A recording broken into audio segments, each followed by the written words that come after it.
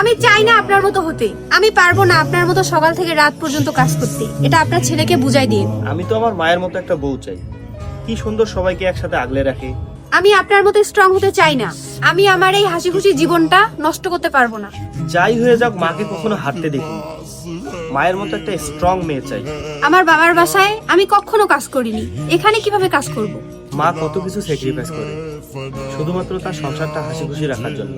আমি পারবো না আপনার মতো নিজেকে স্যাক্রিফাইস করতে। যতই ক্লান্ত হোক, শরীর খারাপ হোক, বাড়ির সবার জন্য খাবার বানাবেই। সবার জন্য বাঁচতে গিয়ে আপনি তো নিজেই বাঁচতে ভুলে গেছেন।